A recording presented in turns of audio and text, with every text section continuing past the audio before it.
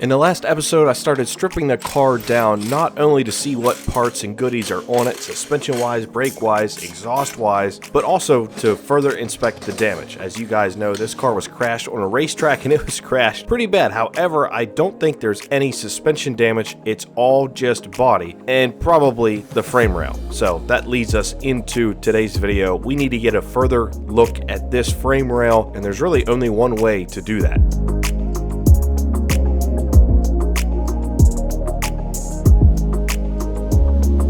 So now that you're caught up to speed on the last episode, it's time to actually get this engine and transmission out, which shouldn't be that hard. Let me explain why. I've never taken a Porsche engine and transmission out, so I'm pretty clueless there, but I generally know how they're bolted in, because on the 996, I did engine mounts, I did transmission mounts. Those parts are simple. All the rest of the little tidbits and minor things you have to do, the wiring, coolant lines, slave cylinder, shifter cables, electronics, that kind of stuff, well, it's already taken care of. It's already off. That stuff is already completed. The previous owner had plans to fix this body or swap it to another body or do something, get this car back up and running, just never got around to it. The engine and transmission were already out of the car and have been for years, but to get the car shipped up to me, they bolted the engine and transmission back up in the car.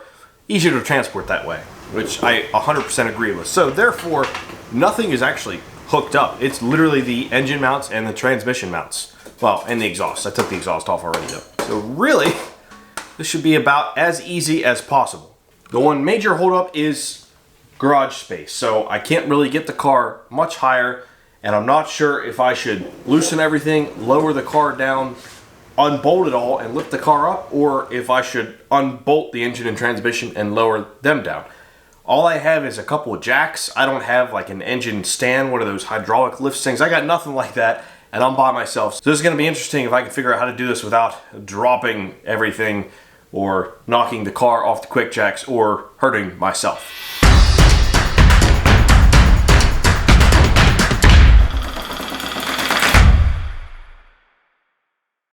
Before I get too far into this video, I'm going to start it out by getting the windshield out. Yes, I'm removing the windshield. Well, I'm not. I got a guy coming to remove the windshield on this because, well, this whole car is going to need painted, and I want to do a really nice job. I want to get into all the nooks and cracks and crevices and just make it look as professional as possible.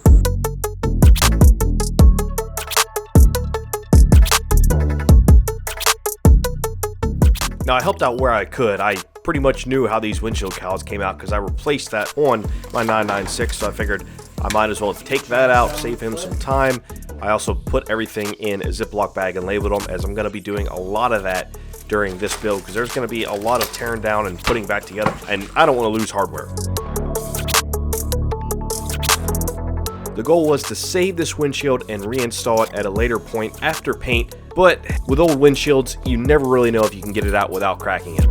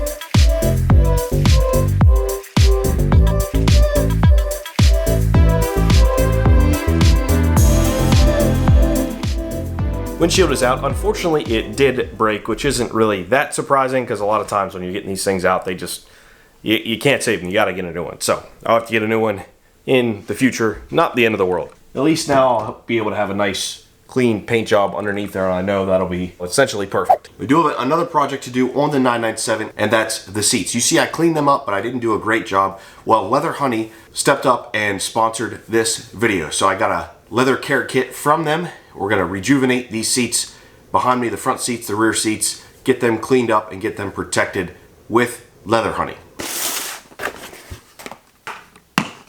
Leather Honey's complete leather care kit comes with everything you need to rejuvenate and protect your leather seats, which I'm going to do here with the 997 seats, starting with the cleaner.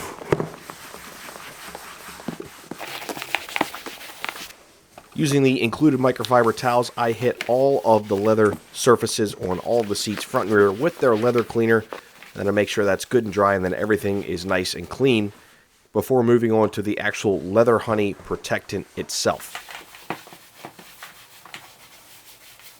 I got the leather seats all cleaned up, so now it's time to move on to the actual Leather Honey, their conditioner. And it's called Leather Honey because it's thick, like honey. Per the bottle here, you can see Leather Honey's been around since the 1960s. And you can see that stuff comes out thick and it goes on thick, which is a good thing.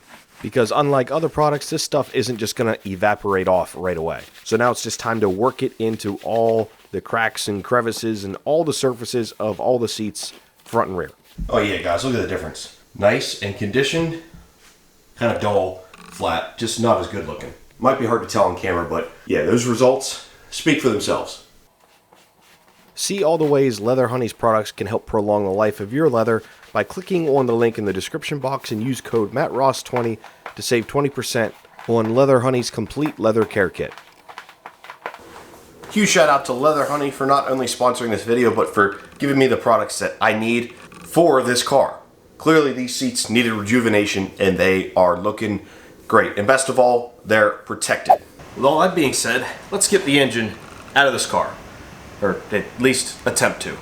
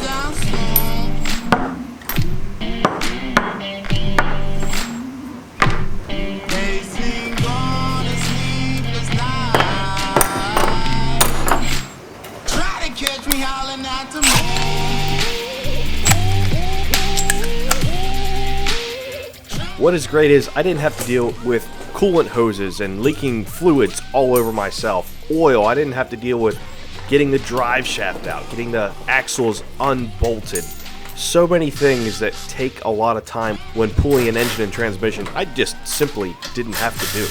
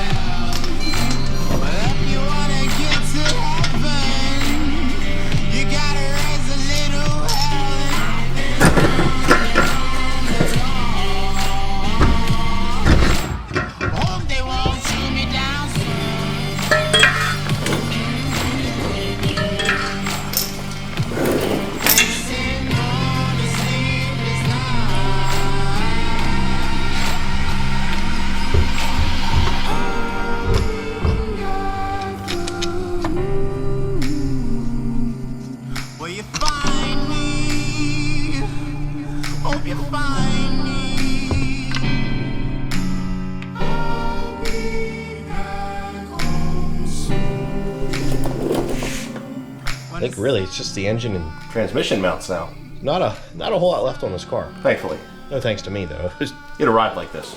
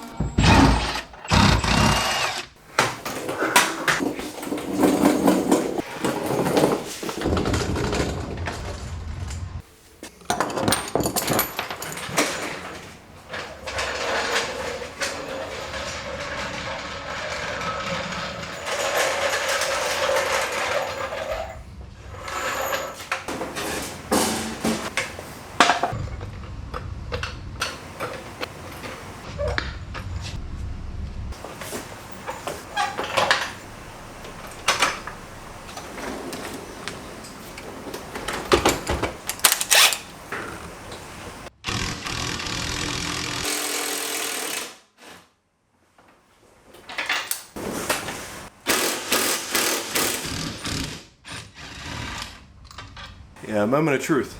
It's a little scary. I gotta try to operate 2 jacks at once and bring the engine and transmission down all together because I don't have any other way of lowering it.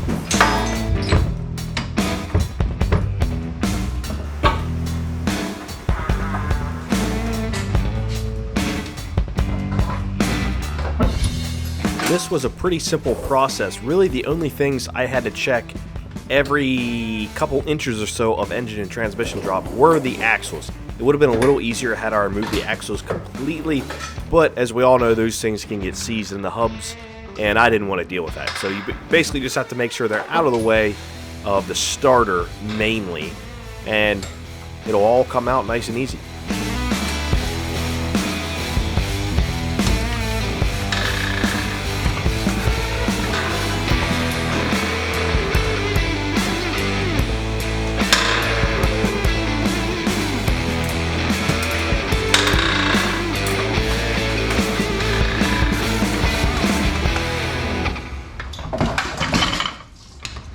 Down, boys.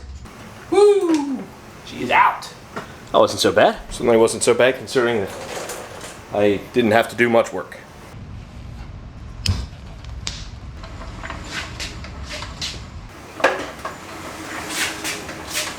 Are we clear?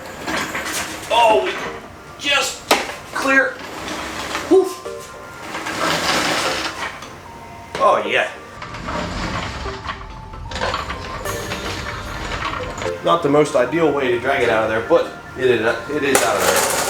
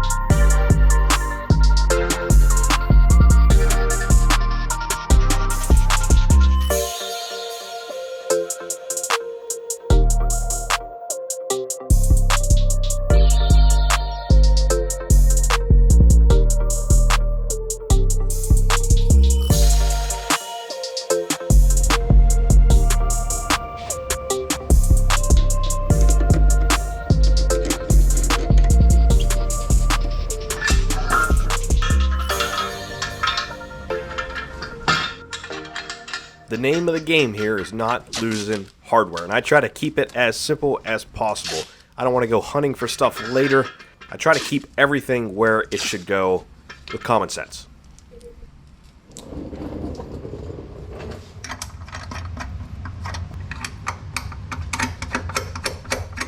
Speaking of organization and common sense, remember all those extra parts I got with this car? Well, they've just been sitting in my backyard. This isn't even all of them. I gotta take care of this. This is a mess. I don't want all these parts sitting out in the weather, getting weathered, and I need some organization. So I got 6 27-gallon totes from Home Depot. Hoping I can fit a lot of these parts in here, but we'll see. Obviously, there are some parts that simply won't fit, but this will be good storage and organization solutions for the future as well.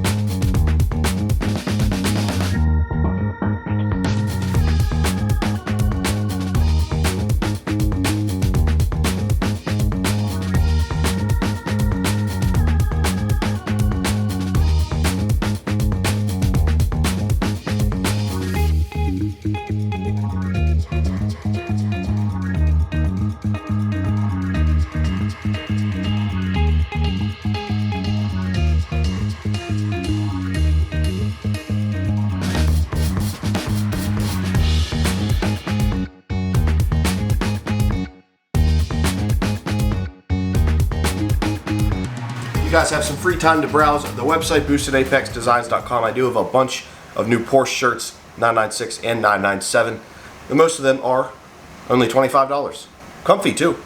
Well, really guys, as expected, and thankfully, that was rather easy to get out. A little cumbersome with just using the jacks, but I didn't drop it, I didn't hurt myself. The car is still up on the quick jacks. Everything seems fine. Looking over the engine, I see nothing abnormal. It all looks stock other than the IPD plenum. Now, of course, while the engine's out, I gotta do some massive cleaning in here. I gotta do some massive cleaning on the engine and the suspension, all that good stuff. But before I get to any of that, I need to do some more inspection of that frame rail. That was really the main purpose of getting this engine and transmission out, is to address that damage.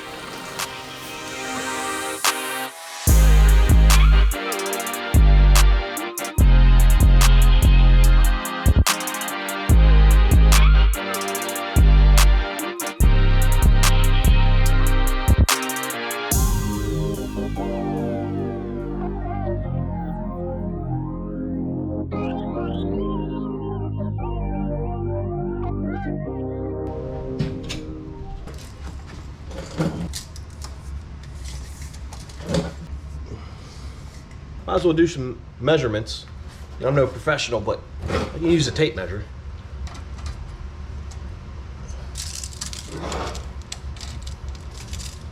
Oh, I really need another person. 45 3/8.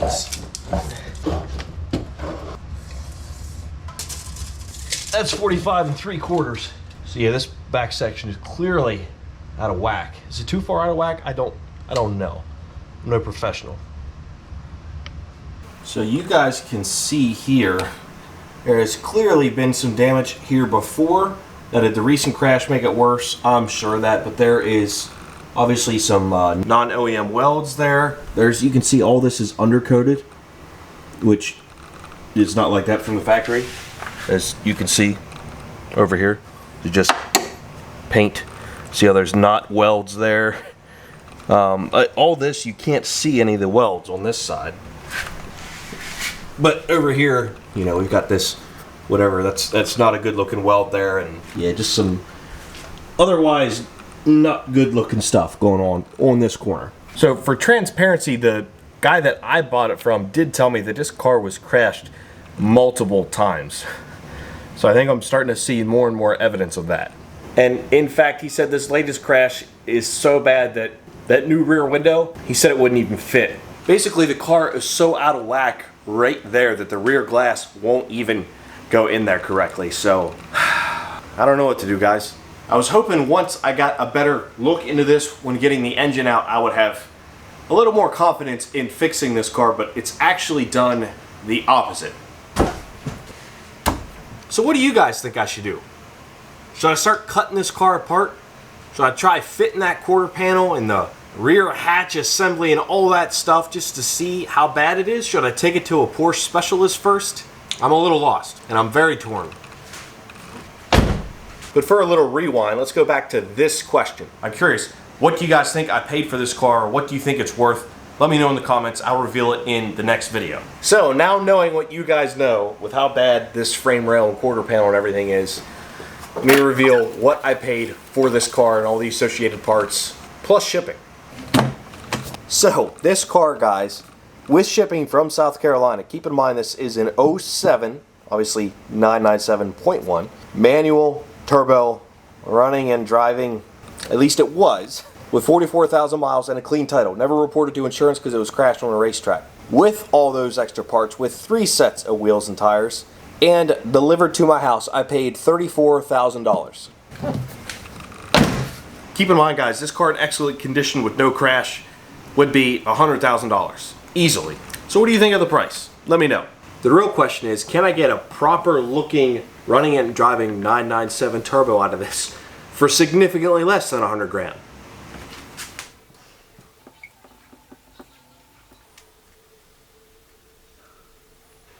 I don't know, guys. I got the windshield out, I got the engine and transmission out. Really, what's left of this car is mostly suspension and interior. So, Would it be in my best interest just to get another chassis, find another clean chassis and swap it all into? Or do I stick it out with this one? Let me know your thoughts in the comments, guys. Thanks for watching. See you next time.